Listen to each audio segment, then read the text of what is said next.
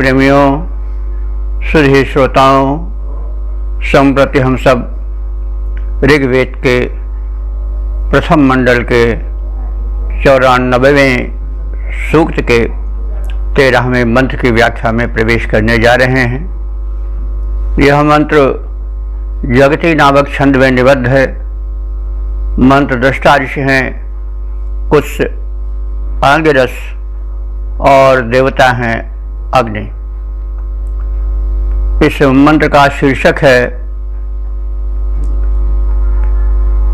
अग्निदेव के विस्तृत आश्रय में हम रहने का सुअवसर पाएं। अब संबंधित मंत्र का सर्वप्रथम पाठ हो जाए। ओम देवो देवानामसि मित्रो अद्भुतो वसुर्वसूनामसि चारुरध्वरे शर्वन्त्यस्यां तव सप्रथस्तमेऽग्ने सख्ये मारिषामा वयं तव।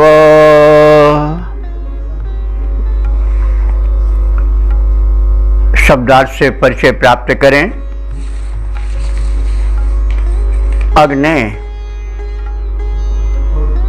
हे अग्नि देवता, अग्नि जो आगे रहे, हित में और उपासक के कल्याण में अग्रगामी हो, उसे देव भी कहा गया है। देव वह है जो कुछ दे, दानाद, द्योतनाद, दीपनाद व देवा। जो दे वह देव है, जो द्योतित हो, प्रकाशित हो, अपने गुणों के कारण वह देव है। और जो दूसरों को प्रकाशित करे, इन त्रिविध गुणों से युक्त देव होता है। तो अग्नि में ये समस्त गुण हैं। इसलिए अग्नि को देवानाम,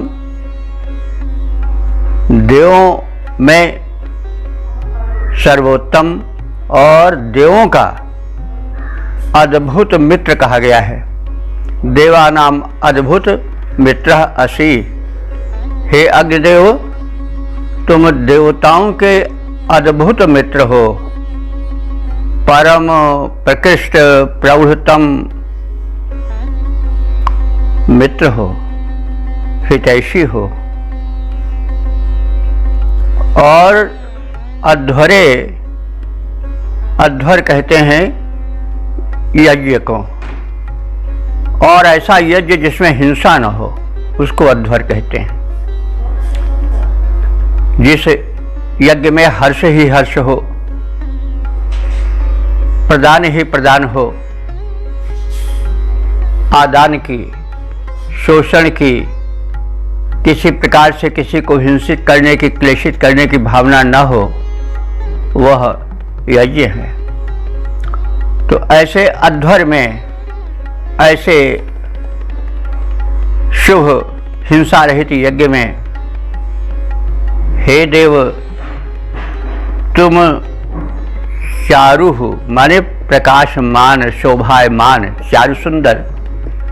तो तुम सुंदर, प्रकाशमान वसु नाम, वसु नाम कहते हैं, वसु कहते हैं धन को, वैभव को, रत्न को, और वसु कहते हैं वासस्थान को, आश्रय को भी।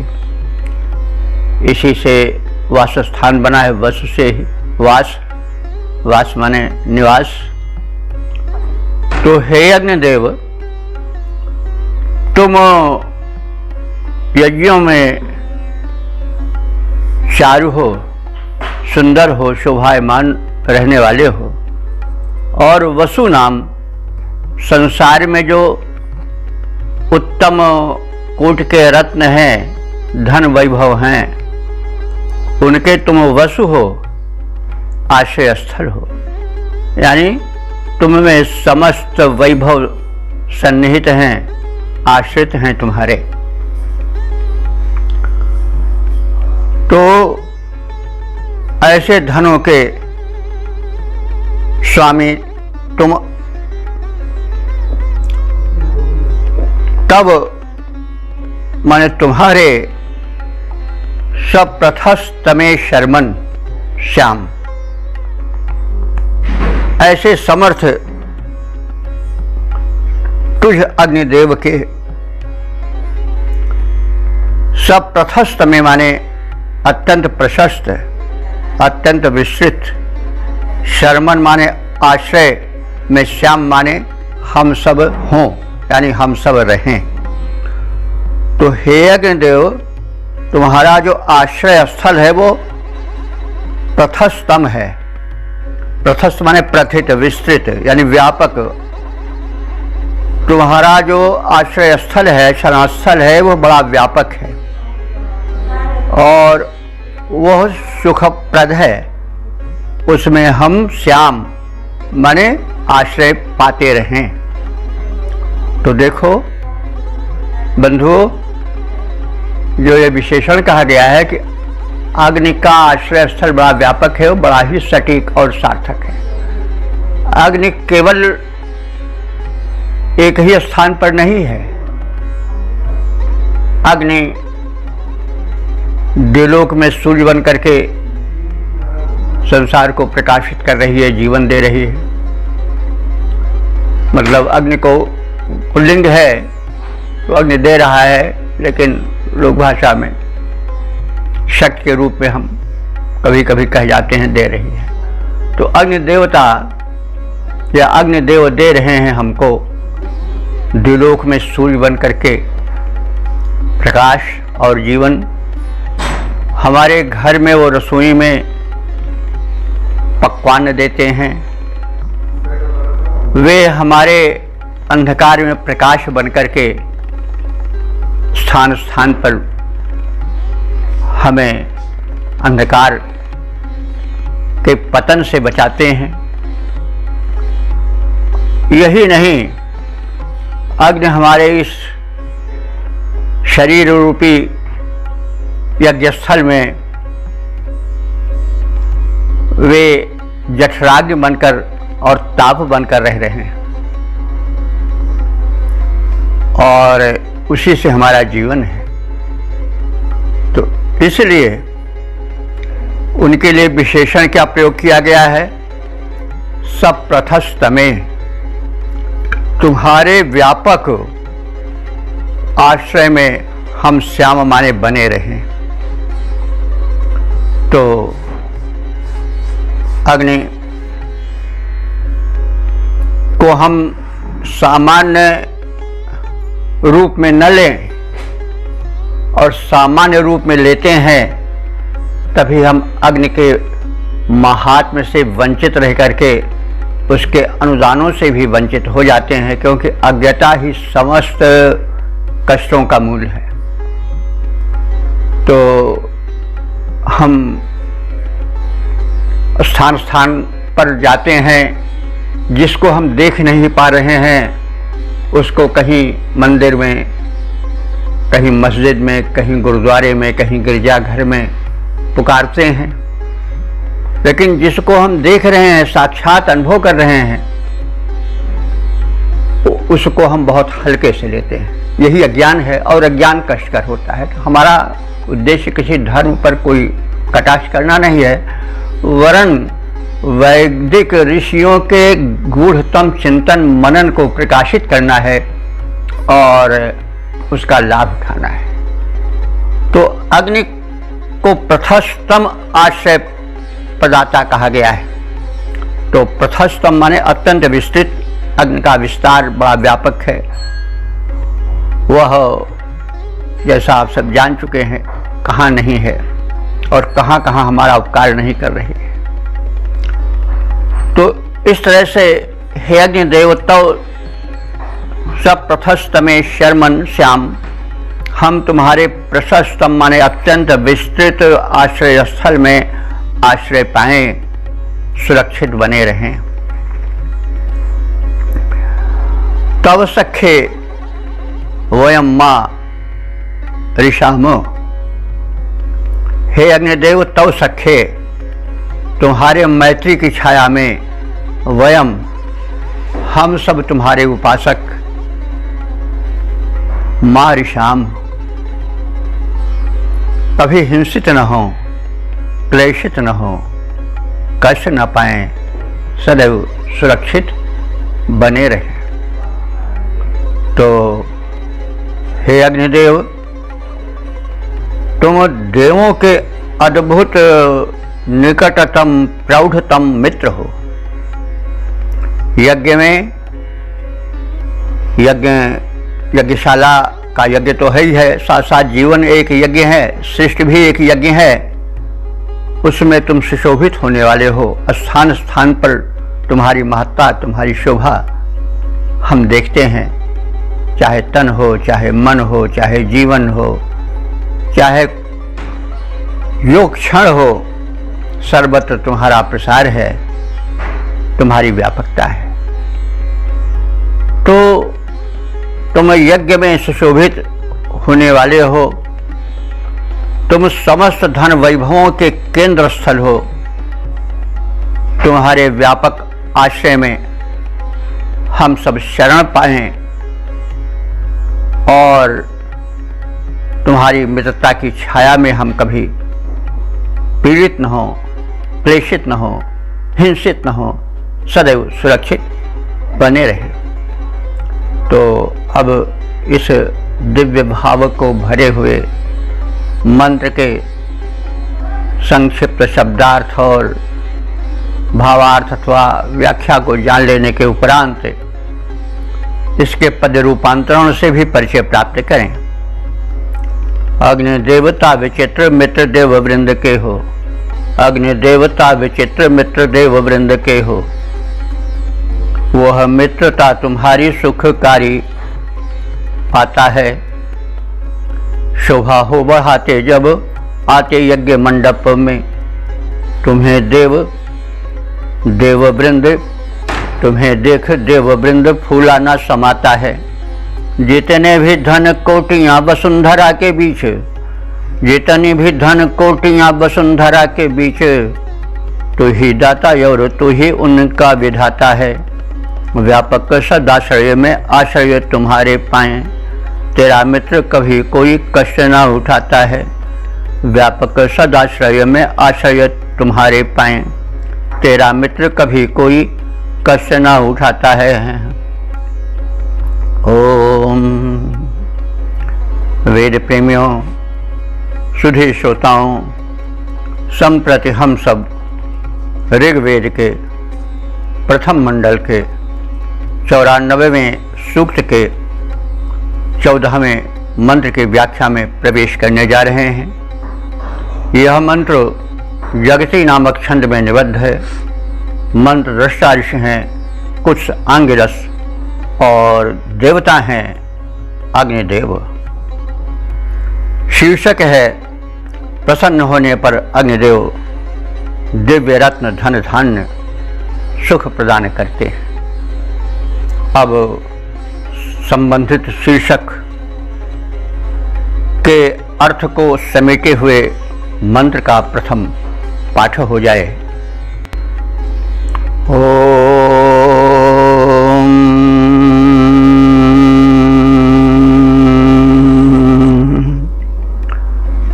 तत्ते भद्रम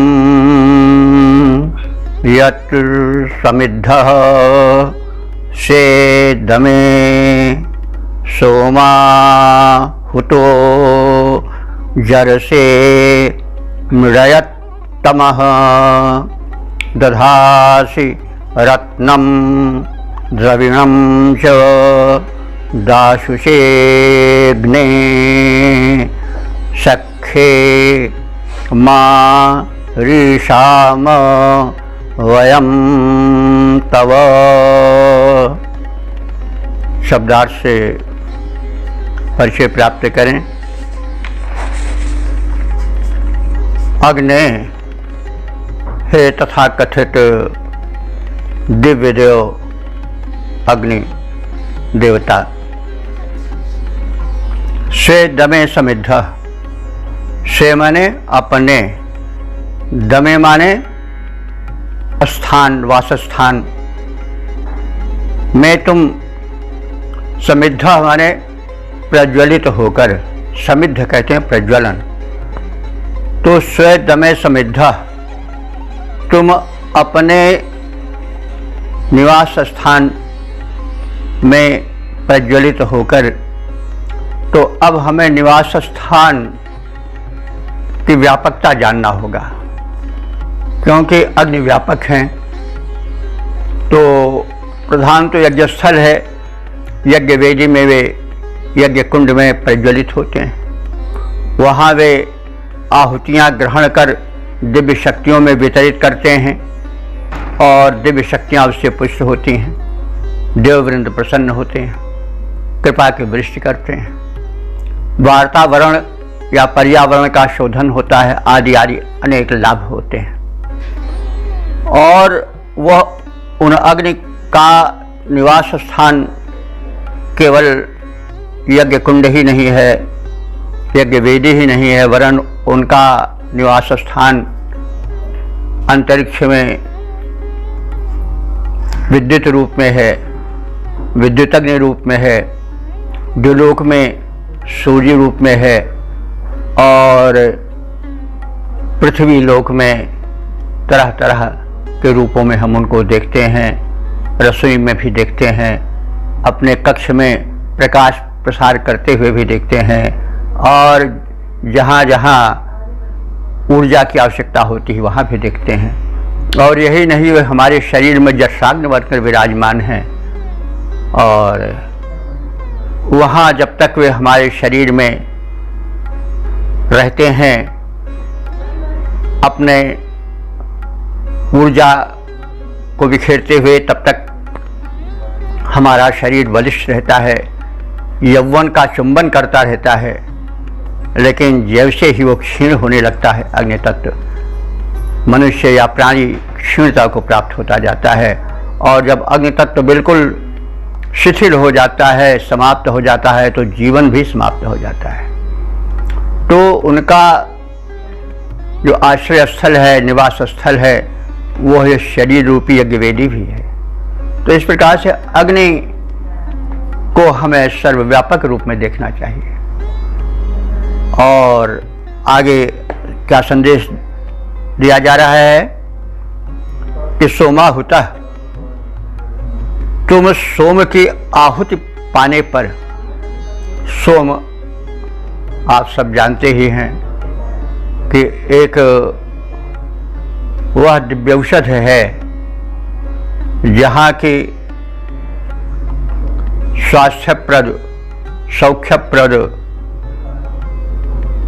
और सौभाग्यप्रद जीवन तत्व संचित रहता है। उससे रस निकाल करके आहुति दी जाती है, जिससे दिव्य शक्तियाँ प्रसन्न होती हैं। इंद्र जैसे कि सर्वज्ञ देव के रूप में भी माना गया है,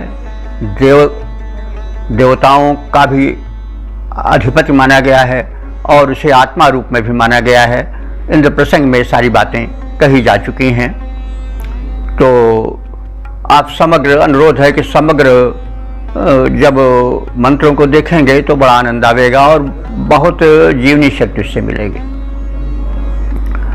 तो कहने का मतलब हुआ कि सोम की सोमाहुता माने हे अग्निदेव, जब तुम सोम की आहुति पाते हो, यज्ञ वेदी में ही पाते हो और भिन्न भिन्न स्थानों में भी सोम की आहुति पाते हो, तो सोम जितने औषधीय तत्व हैं वो सब सोम ही के प्रारूप हैं, कहीं अधिक कहीं कम। तो हमारा शरीर भी एक यज्ञवेदी है, उसमें जठराग्नि अग्नि रूप में प्रदीप्त है। उसको जब हम सोम की आहुति देते हैं, यानी सौम्य पदार्थ जो शरीर की जठराग्नि के अनुकूल पड़ते हैं और जिन आहारों से उनके पाचन से स्वास्थ्यप्रद रस, रक्त, मांस आदि सब धातुएं बनती हैं तो शरीर का बड़ा कल्याण होता है। तो जब सोमाहुति यानी श्रेष्ठ औषधीय द्रव्यों की आहुति दी जाती है यज्ञ कुंड में, और जब शरीर रूपी यज्ञ कुंड में औषधीय द्रव्य भोज्य पदार्थ के रूप में डाले जाते हैं, तब क्या होता है कि जर से मृडयत तमः। तुम जर से माने जो उपासक हैं उनके लिए मृडयत तमः माने आनंद देने वाले सर्वोत्तम आनंद प्रदाता बन जाते हो। मृडय माने सुख, और मृडय तर और तम, तो मृडय तर ही नहीं, मृडय तम यानी सुपरलेटिव डिग्री। तुम सर्वाधिक आनंदप्रद हो जाते हो। तो जब सद्द्रव्यों की आहुति डाली जाती है यज्ञ कुंड में तो उससे वातावरण शोधित होता है, और जब शरीर की जठराग्नि को श्रेष्ठ आहुति सोम गुण युक्त पदार्थ डाले जाते हैं तो भी शरीर का बड़ा कल्याण होता है। दुर्भाग्य का विषय है कि आजकल लोग दवा की तो बड़ी चर्चा करते हैं, लेकिन आहार पर हम देखते हैं बहुत कम लोग बोलते हैं। अगर सोम द्रव्य से यानी शरीर में जो उच्च कोट के पदार्थ हैं, औषधीय द्रव्य हैं, रस रसायन के रूप में जो द्रव्य हैं वो डाले जाएं, आहूत किया जाए जठराग्नि को, तो रोग आएगा ही नहीं। लेकिन हम ऐसा नहीं करते हैं, और जो प्रचार प्रसार होता है वो भी इस विषय पर अत्यल्प ध्यान देता है। तो आजकल होता क्या है, आहूत क्या देते हैं लोग, गोलगप्पे की और समोसे की, टिकिया की, नमकीन की, और घिनौने और विकृत तैलीय पदार्थों में तले भुने द्रव्यों की आहुति देते हैं, यानी जठराग्नि को शरीर में सौंपते हैं। बंधुओं, हमने टीवी में एक दिन सुना कि ये जो आजकल बाजारू तेल मिल रहा है,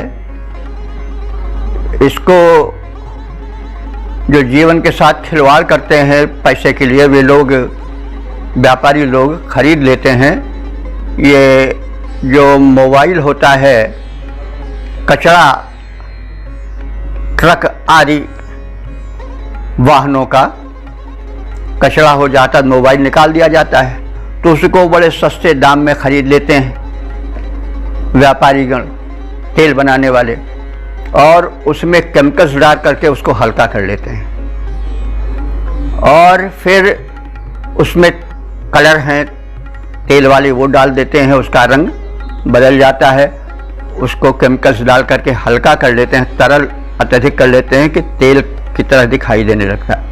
और आजकल सेंट सब चीज़ के मिलते हैं, तो वे कड़ू के तेल का सेंट डाल देते हैं, और बड़ी दूर से तेल ऐसा उसमें सुवास का अनुभवन होता है,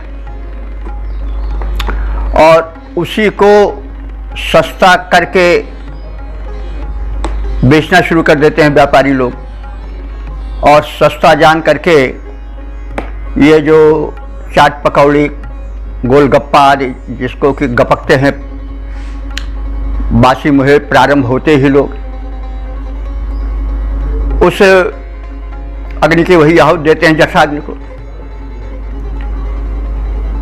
तो और आजकल ठेके पर बनते हैं विवाह शादियों में, अन्य उत्सव में, तो जो ठेकेदार होते हैं भोजन बनाने वाले, वे ऐसे ही तेलों का उपयोग करते हैं। लोग खड़े खड़े, आप सब जानते हैं, भक्षण करते जाते हैं, और अग्निदेव को वही वो कुत्सित आहुति देते हैं। कुपरिणाम क्या होता है कि पूरा समाज रोगग्रस्त हो जाता है, जीवनी शक्ति विनष्ट हो जाती है, और जो विरोधी कीट हैं, वायरस हैं, वो प्रबल पड़ जाते हैं। थोड़ा सा उनका प्रसार प्रकोप हुआ नहीं कि व्यक्ति बीमार पड़ा। तो इस प्रकार से कितना चीत्कार, कितना भयंकर कुप्रभाव पड़ रहा है अज्ञता के कारण। हम अग्निदेव की महिमा को न जान करके उन्हें सोमाहुति नहीं देते हैं, उन्हें कल्याणकर वस्तुओं को नहीं समर्पित करते हैं यक्षराज्ञ में। और हवन का क्रम तो अब बंद ही हो गया है, बहुत कम होता है। अगर इस पर आ जाया जाए तो बड़ा समाज का कल्याण होगा। तमाम लोग जो प्रचार प्रसार करते हैं, केवल ये हो जाए कि प्रत्येक घर में आहुति पड़े रोज, तो ये विषाणु जो वायरस फैले हुए हैं ये बेमौत मर जाएंगे, इनका प्रचार प्रसार रुक जाएगा। तो मैंने थोड़ा रुक करके यहाँ पर इस बात को इसलिए विस्तार दिया कि हम अग्नि के व्यापक रूप को जानें। अग्नि केवल हमारे चूल्हे में ही, हमारे कमरे में ही प्रकाश बनकर नहीं है विद्यमान, हमारे शरीर में भी हैं, सर्वत्र हैं। हम उनको आहुति दें। ऋषि ने बता दिया कि सोम आहुति दें। सोम माने सौम्य। देखिए, विचार भी आहार है, तो हम सद्विचारों, सौम्य विचारों की आहुति दें ताकि हमारा मन स्वस्थ रहे। क्योंकि यह माना हुआ सिद्धांत है कि जब मन अस्वस्थ हो जाता है तो तन भी अस्वस्थ होता है। पहले मन रोगग्रस्त होता है, मनुष्य मनोरोगी बनता है, तब फिर वो उसका तन रोगग्रस्त होता है। तन मन का बड़ा संबंध है। तो इसीलिए यहाँ सोम शब्द की आहुति के रूप में वर्णन किया गया है। ऋषि ने कहा है कि सोमाहुति पा करके अग्निदेव अत्यंत प्रसन्न होते हैं। तो अब अग्निदेव और सोम के महत्ता को हम समझ गए, क्योंकि बातें बड़े संक्षेप में कही जाती हैं मंत्रों में, क्योंकि इतना अवसर नहीं ऋषि को था कि उसको बड़ी व्यापकता से व्याख्यायित करता। यह कर्तव्य व्याख्याकर्ताओं का और श्रोताओं का है कि उसकी व्यापकता में प्रवेश करें। इसलिए यहाँ हम थोड़ा रुक करके अग्नि की व्यापकता, क्योंकि शब्द यहाँ आया है कि हे अग्नि, तुम व्यापक हो और तुम्हारा जो आश्रय स्थल है वो बहुत दूर तक फैला हुआ है। तो स्वदमे समिद्धा, जब तुम अपने आश्रय स्थल में प्रज्वलित होते हो उस समय तुम सोम की आहुति पाते हो, और उस आहुति से तुम प्रसन्न होते हो, प्रदीप्त होते हो, और जर से मृडयतमः, जो तुम्हारा उपासक है उसको तुम अत्यधिक आनंद देते हो, सर्वाधिक आनंद देते हो। ते तत्भद्रम, यह तुम्हारा कार्य बड़ा ही कल्याणकर होता है। और दाशुषे द्रविणम रत्नम च दधासी, और इस प्रकार से तुम दाशुषे माने जो तुम्हारा यजमान है, जो तुम्हें आहुति का दान करता है, ऐसे दाशुषे दानी यजमान को तुम प्रतिदान में क्या देते हो? द्रविण। द्रविण माने धन संपदा, रत्नम माने श्रेष्ठ धन वैभव देते हो, रत्न देते हो। दधासी माने धारण कराते हो, देते हो, दाधात से है। तव सखे वयम मारिषाम, यह मंत्र का अंश लगभग सभी मंत्रों में दोहराया गया है। हे अग्निदेव, तव सखे, हमने तुमसे मैत्री संबंध जोड़ा है। मैत्री संबंध जोड़ना का मतलब किया है कि मित्र आवे तो उसको श्रेष्ठ अन्न दो, श्रेष्ठ भोजन दो, तभी तो मित्रता बढ़ पावेगी। मित्र आवे और उसको तुम जहर दे दो तब तो फिर मित्र कैसे, मित्रता कहाँ? तो वही कह रहा है कि हमने आपसे मित्रता जोड़ा है। और तव सखे, इस प्रकार से तुम्हारे मैत्री की छाया में वयम, हम सब तुम्हारे उपासक, मारिषाम, मत हिंसित हों, मत क्लेशित हों, यानी संरक्षित बने रहें। तो हे अग्निदेव, अपने स्थान यज्ञ गृह में तुम प्रज्वलित होकर सोमरस की आहुति पाते हो, तो तुम उपासकों को अत्यधिक सुख प्रदान करते हो। तुम्हारा यह कार्य कल्याणकर है। तुम दानी यजमान को धन और रत्न आदि प्रदान करते हो। यह तुम्हारा प्रशंसित कार्य बहुत ही उच्च कोटि का है। तुम्हारी मैत्री की छाया में हम तुम्हारे उपासक कभी किसी प्रकार से पीड़ित न होने पावें, क्लेशित न होने पावें, सदैव सुरक्षित बने रहें। तो इस मंत्र के शब्दार्थ भावार्थ से परिचय प्राप्त करने के पश्चात, दिए गए संदेशों से अवगत होने के पश्चात, हम इसके पद्य रूपांतरण पर भी दृष्टि डाल लें। शोभा बढ़ जाती है विशेष यज्ञ मंडप की, यज्ञ गृह मध्य जब अग्निदेव आते हो, वहाँ दिव्य वास पाके प्रज्वलित होते जब सोमरस की विशेष आहुतियाँ पाते हो, देते हो अशेष सुख अपने उपासकों को, धन रत्न दानी यजमान को लुटाते हो, धन रत्न दानी यजमान को लुटाते हो। तेरी मित्रता में हम पीड़ा कभी पाए नहीं, तुम हो प्रसिद्ध और सिद्धि बरसाते हो, तुम हो प्रसिद्ध और सिद्धि बरसाते हो। ओम वेद प्रेमियों, सुधी श्रोताओं, संप्रति हम सब ऋग्वेद के प्रथम मंडल के 94वें सूक्त के 15वें मंत्र की व्याख्या में प्रवेश करने जा रहे हैं। यह मंत्र त्रिशुप नामक छंद में निबद्ध है। मंत्र दृष्टारिष कुछ आंगिरस हैं, देवता अग्नि हैं, और इस मंत्र का शीर्षक है हम भी अग्नि के अनुदानों को पाते रहें, उनसे वंचित न हो। अब संबंधित मंत्र का सर्वप्रथम पाठ हो जाए।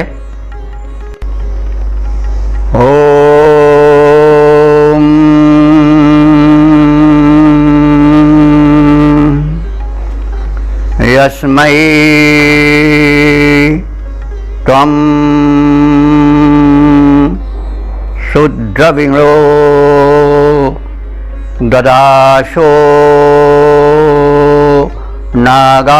नागास्त्वमदिते सर्वताता यं भद्रेण शवसा चोदयासि प्रजावता राधसा ते श्याम। शब्दार्थ से परिचय प्राप्त करें। शुद्रविणः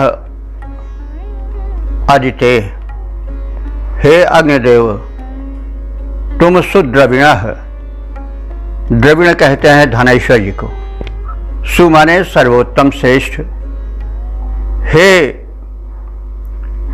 अग्निदेव तुम सुद्रविण हो, यानी सुशोभन धन संपदा से युक्त हो। शोभन धन वह होता है जो दान में आवे, जो अच्छी राह अच्छे उपायों द्वारा पाया जाए।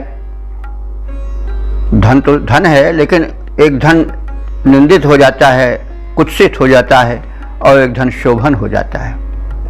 तो यह धन का वैशिष्ट्य बताया गया है, और ऋषि ने बताना चाहा है कि जो द्रविण हो, धन हो, वह सुशोभन हो, यानी वह पवित्र हो, वह सुंदर उत्तम श्रेष्ठ कर्म द्वारा पाया जाए, और वह लोकहित में लगे।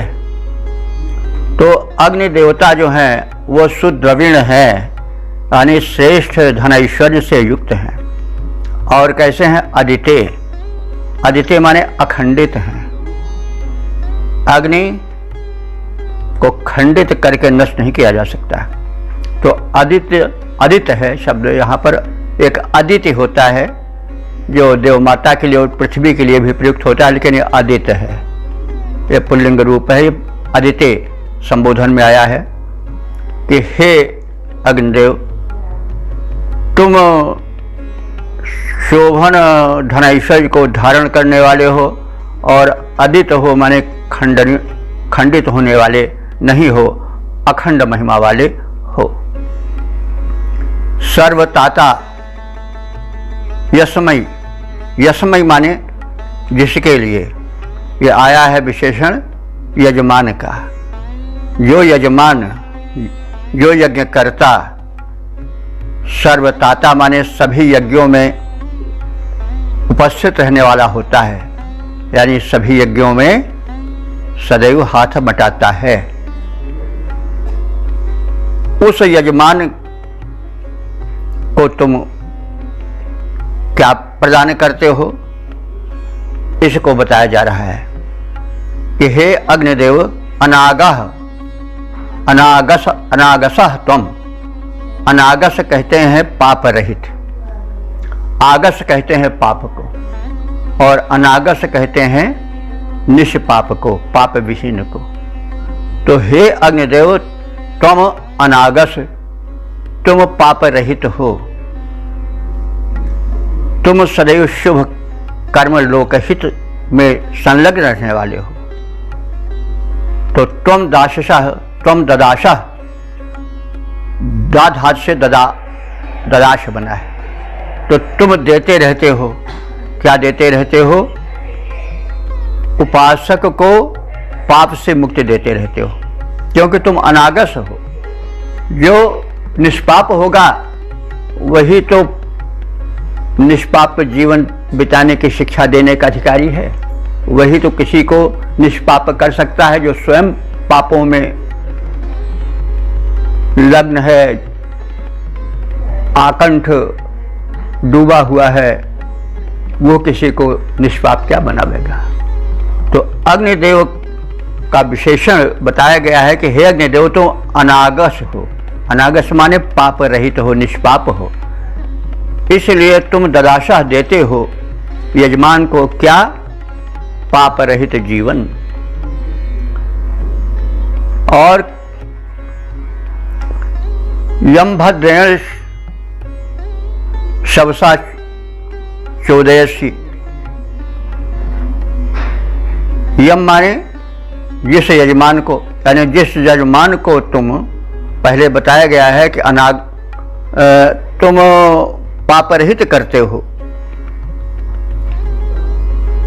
और पापों से मुक्ति देते हो, और जिस यजमान को तुम भद्रेण, भद्रेण माने कल्याण से तृतीया है, और शवसा माने शक्ति से, चोदयाश माने उत्प्रेरित करते हो अथवा संयुक्त करते हो। और जिस यजमान को तुम कल्याण से जोड़ते हो, शक्ति से जोड़ते हो और तदर्थ प्रेरित करते हो। तो प्रजावतः पुत्र पौत्रादि से युक्त करते हो। प्रजावतः माने होता है प्रजा, प्रजा माने संतान, संतान में पुत्र पौत्रादि आ गए। और तुम जिस यजमान को, अपने उपासक को प्रजावत करते हो, यानी पुत्र पौत्रादि से युक्त करते हो, संपन्न करते हो। तम राधसा श्याम। तम माने उसी, राधसा माने धन, संपन्नता, समृद्धि से, श्याम माने हो हम सभी जुड़े हों। तो कहने का अभिप्राय यह है कि हे अग्निदेव, तुम अनागस हो, पाप रहित हो और अपने उपासकों को पाप रहित बनाते हो, उन्हें पाप से मुक्त दिलाते हो। तुम जिन यजमानों को कल्याण से जोड़ते हो, शक्ति से उन्हें संपूरित करते हो, संयुक्त करते हो, और प्रजावतः माने धन धान्य से, पुत्र पौत्रादिक से युक्त करते हो, उन्हीं यजमानों के मध्य में ते राधसा श्याम, यानी तुम्हारे राध कहते हैं धन वैभव को। राधनोति कार्याण इति राधा, जो कार्य को सिद्ध कर दे वही राध है। धन से सारे कार्य सिद्ध हो जाते हैं। तो ते राध सा, तुम्हारे दिए हुए वैभव से हम भी श्याम माने हों, यानी युक्त हों।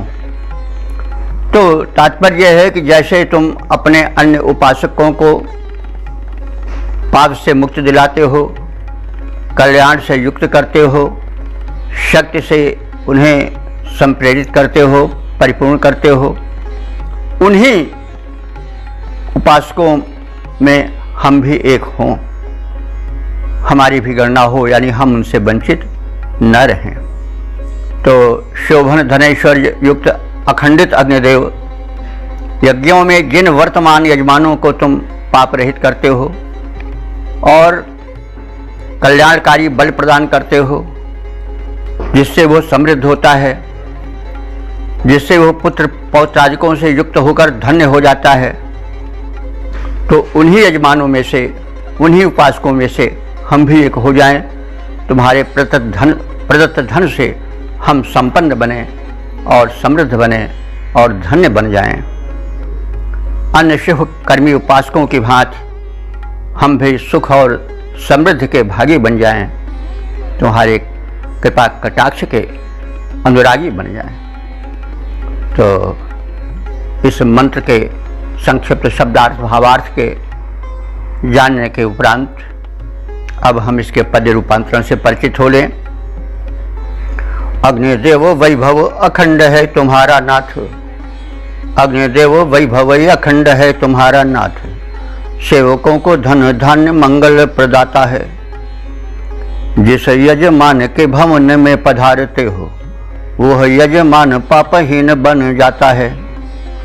निज श्रेष्ठ बल जिसे करते प्रदान, वह भाग्यवान पुत्र पौत्रवान बन जाता है।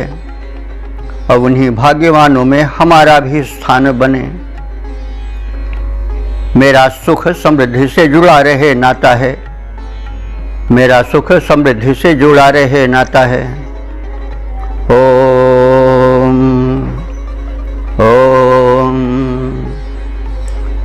वेद प्रेमियों, सुधी श्रोताओं, संप्रति हम सब ऋग्वेद के प्रथम मंडल के 94वें सूक्त के 16वें मंत्र की व्याख्या में प्रवेश करने जा रहे हैं।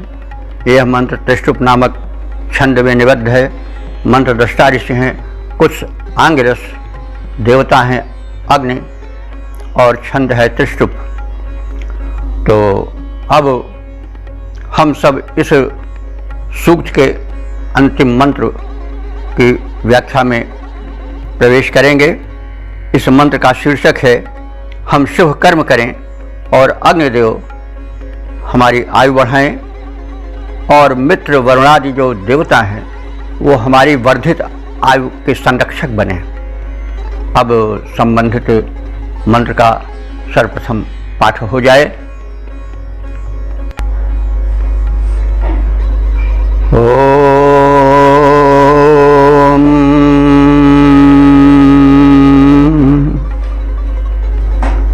सत्त्वमग्ने सौभगत्वस्य विद्वानस्माकमायु प्रतिरेह देव तन्नो मित्रो वरुणो मामहन्तामदितिः सिन्धुः पृथिवी उतद्योः स त्वमग्ने सौभगत्वस्य विद्वानस्माकमायुः प्रतिरेह देव तन्नो मित्रो वरुणो मामहन्तामदितिः सिन्धुः पृथिवी उतद्योः। शब्दार्थ से परिचय प्राप्त करें। देव अग्ने, हे दिव्य गुणों से संपन्न प्रकाशित अग्नि देवता, सौभगत्वस्य विद्वान, सौभगत्वस्य विद्वान, तुम जो हो सौभगत्वस्य, सौभग माने सौभाग्य,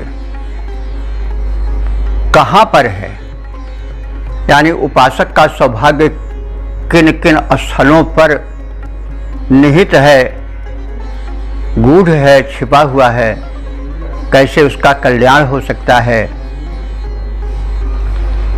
उसके विद्वान हो, उसके ज्ञाता हो। तो सौभगत्वस्य यानी उपासक का सौभाग्य कहाँ पर स्थिर है, निगूढ़ है, इसके तुम विद्वान हो, ज्ञाता हो। तो सह त्वम, ऐसे तुम हे अग्निदेवता सौभाग्य को प्रदान करो। और इह अस्माकम आयु प्रतिर, इह माने इस संसार में अथवा इस जीवन में, अस्माकम माने हम सब उपासकों को आयु प्रतिर, आयु को प्रदान करो, यानी दीर्घायु दो। तो पूर्णायु और दीर्घायु दो होती है। पूर्णायु तो 100 वर्ष की है और दीर्घायु 100 वर्ष से बाद की आयु। तो ऋग्वेद का उपासक दीर्घायु की कामना करता है, वो शुभ कर्म का कांक्षी है और शुभ कर्म तभी संभव है जबकि दीर्घायु मिले और स्वस्थ दीर्घायु मिले। मानव जीवन तो तभी सफल हो पाएगा। मानव जीवन केवल खाने पीने मौज उड़ाने के लिए नहीं है, वो तो पशु भी कर लेते हैं। आहार निद्रा भय मैथुनम चा सामान्य में तत् पशु ही नराणाम और धर्मो ही तेषाम हितको विशेषो धर्मेण हीना पशु ही समाना। तो मनुष्य पशुत्व से ऊपर उठ करके है। तो इसलिए ऋषि यह कामना करता है कि इस संसार में हमें शुभ कार्य करने के लिए आयु प्रतर, अस्माकम आयु प्रतर, हम सबकी आयु को विस्तृत करो, पूर्णायु और दीर्घायु तक पहुंचाओ, ताकि हम यज्ञ कर्म, शुभ कर्म करने में समर्थ हो सकें। न तत्, न माने हम सबकी, तत् माने वह आयु जिसे तुम प्रदान करोगे उसे मित्र, मित्र माने मित्र देवता, जो कि दिनाभिमानी देवता हैं, दिन के इस प्राणियों के कार्यों का निरीक्षण करते रहते हैं, और वरुण जो कि रात्राभिमानी देवता हैं, अर्थात प्राणियों के रात्रि में किए गए कर्मों की देखभाल करते हैं, और आदित्य देव माता हैं, अथवा पृथ्वी को भी आदित्य कहा जाता है। तो मित्र, वरुण और आदित्य देवी, पृथ्वी देवी, उत माने और, देव माने आकाश, भी हमारी उस आयु को संरक्षण प्रदान करें। तो हे दिव्य गुण युक्त अग्निदेव, तुम सौभाग्य के ज्ञाता हो। हम सब उपासकों का सौभाग्य कहाँ, किस स्थल पर, किस रूप में है, इसे तुम भली भांति जानते हो, हम नहीं जानते। इसलिए हमें वो शक्ति दो कि हम शुभ कर्म रूपी यज्ञ को सदैव करते रहें, और एतदर्थ तो हमारे आयुष्य को बढ़ाते चलो, यानी हम 100 वर्ष की पूर्ण आयु और उसके पश्चात की दीर्घायु पाएं, स्वस्थ दीर्घायु पाएं, ताकि हम सत्कर्म, सतयज्ञ में संलग्न रह सकें, और तुम्हारे द्वारा प्रदत्त आयु को दिनाभिमानी देवता मित्र, निशाभिमानी देवता वरुण अदिति देव माता अथवा पृथ्वी माता, और देव माने आकाश जो कि पिता तुल्य कहे गए हैं वे, और सिंधु, सिंधु माने होता है समुद्र, सिंधु माने नदी भी होता है। तो नदी अथवा समुद्र भी हमारे उस दीर्घायु की रक्षा करें। तो इस प्रकार से इस मंत्र में अग्निदेव से प्रार्थना की गई है कि हमारी बुद्धि सदैव शुभ यज्ञ कर्म के करने में संलग्न रहे, और एतदर्थ हमें स्वस्थ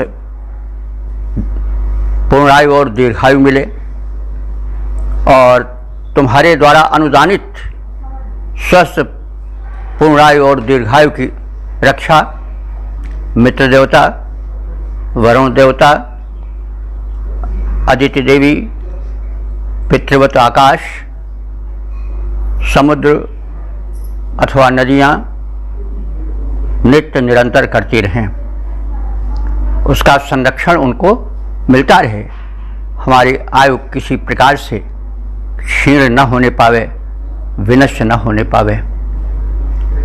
इस कामना के साथ जो ऋषि है वह इस सूक्त के अंतिम मंत्र जो कि 16वां है उसका समापन करता है, और इस प्रकार से वह अपनी अंतिम कामना इस मंत्र में व्यक्त करता है। तो ऋषि की वाणी तो सबके लिए होती है, हम भी इसी प्रकार का उस भावना का समादर कर उसका अनुकरण करें और अपने जीवन को सुखी, संपन्न और स्वस्थ दीर्घायुक्त करें। अब संबंधित मंत्र का पद रूपांतरण देख लिया जाए। अग्निदेव सर्वज्ञ हो, सौभाग्य प्रदाता देव, कहाँ है सौभाग्य छिपा, इसके भी ज्ञाता हो। अग्निदेव सर्वज्ञ हो, सौभाग्य प्रदाता देव, कहाँ है सौभाग्य छिपा, इसके भी ज्ञाता हो। यज्ञ शुभ कर्म मुख्य, आज धर्म माना जाता, तुम इस यज्ञ कर्म धर्म के विधाता हो। यज्ञ है तो दीर्घायु का प्रसार वांछित है, आयु को बढ़ाओ तुम दीर्घ आयु दाता हो। मित्र वरुण आदि अदिति समुद्र भूमि अंतरिक्ष, मित्र वरुण आदिति समुद्र भूमि अंतरिक्ष, दीर्घ आयु को बढ़ाएं दीर्घ आयु त्राता हो। दीर्घ आयु को बढ़ाएं दीर्घ आयु त्राता हो। तो वेद प्रेमियों, सुधी श्रोताओं, हमने ऋग्वेद के प्रथम मंडल के 94वें सूक्त के अंतिम मंत्र का संक्षिप्त ज्ञान प्राप्त कर लिया। हम इस संदेश को अपने जीवन में उतारें, तभी इसकी सार्थकता है।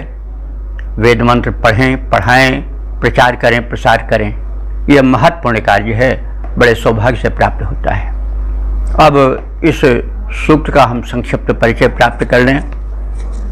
ऋग्वेद के प्रथम मंडल के इस 94वें सूक्त में कुल 16 मंत्र हैं, जिनकी व्याख्या हम लोग सुन चुके हैं, जान चुके हैं, और अभी तक कुल मंत्र जो व्याख्यायित हो चुके हैं उनकी संख्या 1056 हो चुकी है। तो यह 94वें सूक्त का जो मंत्र हैं उनमें पहले से 14वें मंत्र तक तो जगती छंद का प्रयोग है। 15वां और 16वां मंत्र त्रिशुभ छंद में निबद्ध है। देवता अग्नि हैं और अन्य देवताओं से मित्र वरुणराज से भी प्रार्थना की गई है कि वे भी अग्नि देवता के अनुदानों आदि में उपासक के सहायक बनकर आएं और इस सूक्त में अग्नि देवता को प्रथम मंत्र में जात वेद कहा गया है। वे सर्वव्यापक हैं और सब कुछ जानते हैं, हर प्राणियों में उनका निवास है और वे मानवता के हितैषी हैं। प्राणियों विशेष करके मानवों को अग्निदेव का प्रथम अनुदान मिला जब वन्य जीवन में रहकर उसने हिंसक पशुओं के मध्य में अपने जीवन की रक्षा अग्नि के माध्यम से किया, क्योंकि अग्नि को प्रज्वलित करके जिससे कि जिस प्रज्वलन से हिंसक जंतु भागते हैं उस प्रज्वलन के रूप में अग्नि ने आदि मानव की प्रथम रक्षा की है। और अग्नि विविध रूपों में आकाश या द्युलोक में वह सूर्य बन करके, अंतरिक्ष में विद्युत अग्नि बन करके और पृथ्वी पर भिन्न भिन्न रूपों में वह जीवन की रक्षा करती है। शरीर में वही जठराग्नि बनी है और सर्वत्र अग्नि की ही महिमा है। उसी के ओज से सब कुछ चल रहा है। प्रकाश और ज्ञान सब अग्नि के ही अनुदान हैं। अग्निदेव को हमें महत्तम स्थान देना चाहिए। अग्नि को केवल हम एक सामान्य तत्व मान करके हल्के में ना लें। अग्निदेव प्रत्यक्ष देवता हैं। वे जब प्रसन्न रहते हैं तो प्रकाश बन करके हमें अंधकार से बचाते हैं, हमारा स्थान स्थान पर संरक्षण करते हैं, हमें ऊर्जा देते हैं। वही हमारे शरीर में जठराग्नि बनकर जीवन के में अन्न आदि को पचाते हैं, शक्ति प्रदान करते हैं, ताप प्रदान करते हैं। और अग्निदेव कुपित न होने पावे, इसका भी ध्यान रखना चाहिए। लगभग 3 मंत्रों में बड़वाग्नि की ओर संकेत किया गया है, जो अग्नि का विकराल रूप है।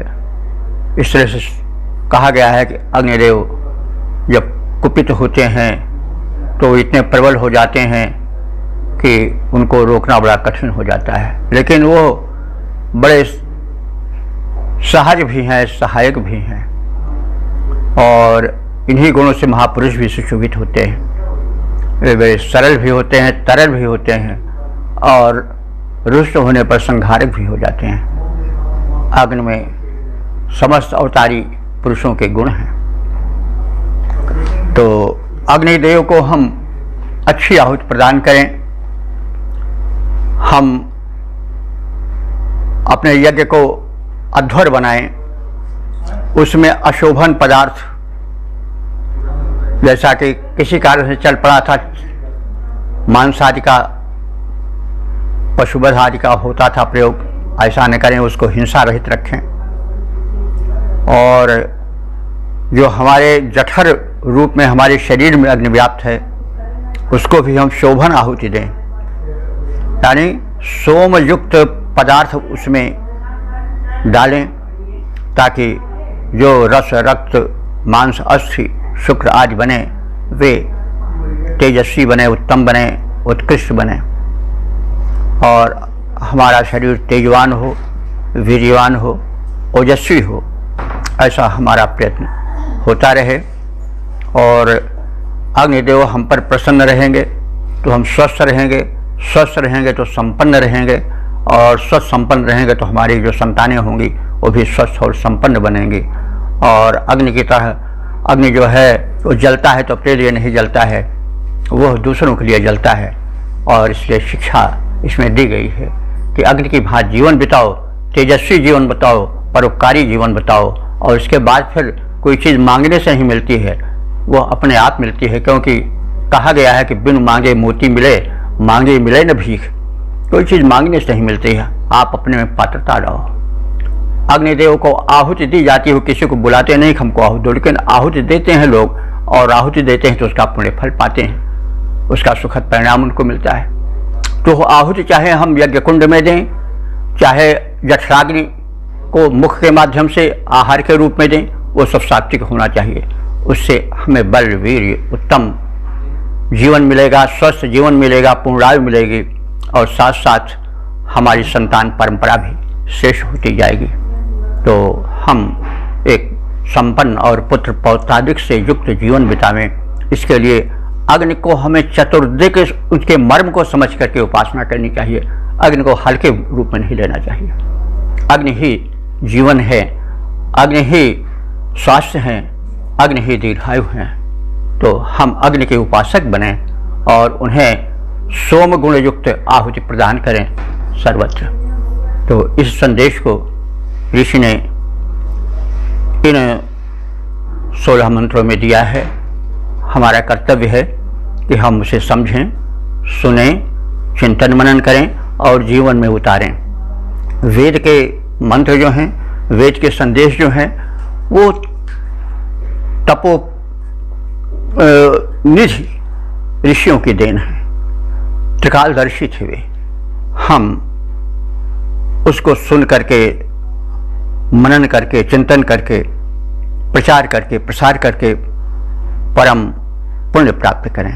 और पुण्य ही मनुष्य को आगे बढ़ाता है और पुण्य ही उसे ऊंचे उठाता है। हम वेद के संदेश को सदैव ध्यान में रखें। और अब इस ऋग्वेद के प्रथम मंडल के 94वें सूक्त की व्याख्या से परिचित हो लेने के पश्चात अब प्रतीक्षा करें ऋग्वेद के 95वें सूक्त के मंत्रों के रहस्य को जानने के लिए। तब तक जय वेद भगवान। ओम।